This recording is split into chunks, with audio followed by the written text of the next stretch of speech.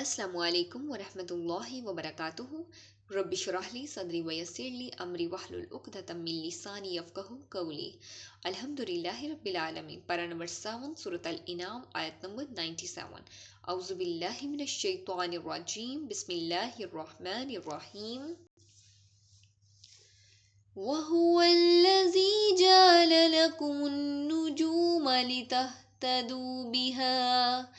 लितहतदू बिहा फी ज़ुलुमातिल बर्रि वल बहर क़द फ़स्सलनल आयाति लिक़ौमिन यालमून।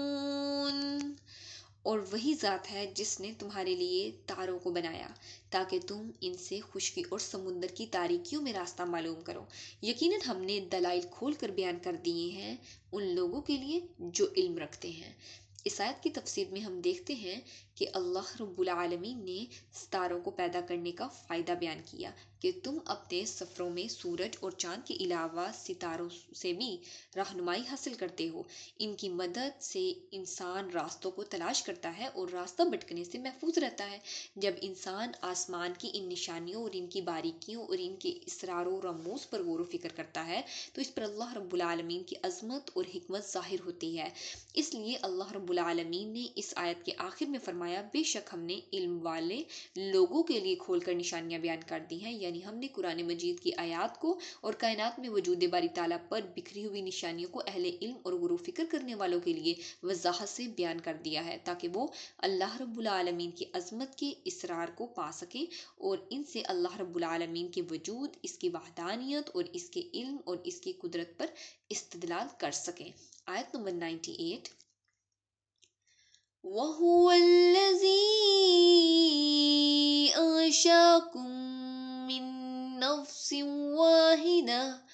वाहिदतिन फमुस्तक़र्रुन व मुस्तौदा क़द फ़स्सलनल आयाति लिक़ौमिन यफ़क़हून।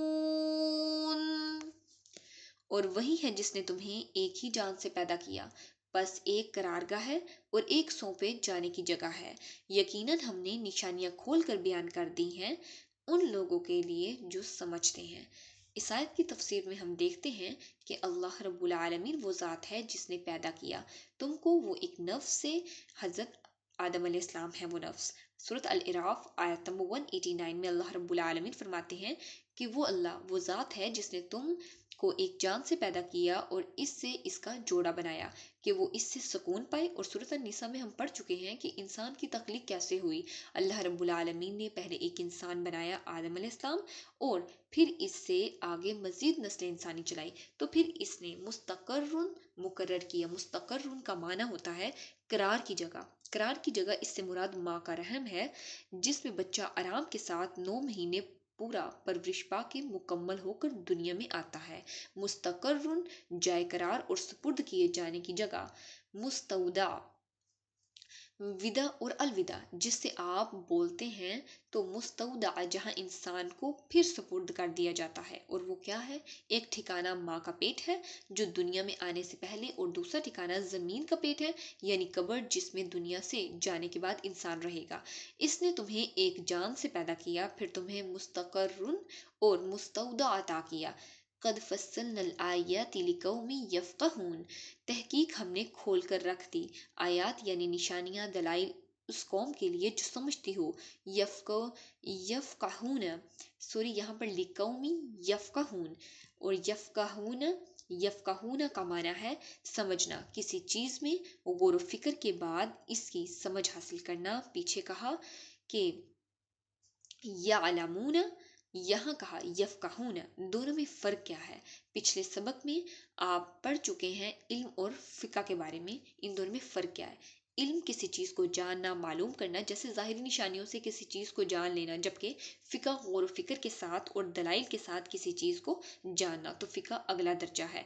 अब पीछे कहा गया है कि ये निशानियाँ जानने वालों के लिए, मसलन सितारे सबको नज़र आते हैं। ऐसी चीज़ नहीं है कि जिसके लिए आपको बड़े लंबे चौड़े गौर व फिक्र की ज़रूरत हो।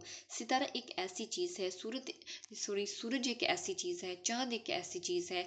इंसान अगर थोड़ा बहुत इनके बारे में مزید جان لیں یہ کس نے بنایا، کیوں بنایا، اس کا مقصد کیا ہے، انسان کے لیے بہت کچھ سیکھنے کو ہے۔ لیکن یہاں پر جہاں انسان کی پیدائش، پھر اس کے مستقرن اور اس کے مستودع کا ذکر کیا گیا، وہاں پر لفظ فقہ استعمال کیا گیا ہے کہ یہ ایک لفظ ایسا موضوع ہے، یعنی کہ یہ ایک ایسا موضوع ہے جس پر مزید غور و فکر کی ضرورت ہے، کیونکہ انسان ہمیشہ سے حیران پریشان رہا ہے کہ انسانیت کا آغاز کیسے ہوا، یہ نسل انسانی دنیا میں کیسے بسی، کہاں سے آئی۔ پھر اسی طرح ماں کے پیٹ میں بچہ، بچے کے اوپر گزرنے والے مرحلے، وہ بھی غور و فکر کا تقاضا کرتے ہیں۔ پھر مرنے کے بعد قبر میں کیا ہوتا ہے، یہ سب کچھ ہماری نگاہوں سے اوجھل ہے۔ تو ان تین چیزوں کو سمجھنے کے لیے فقہ چاہیے، گہری نظر چاہیے۔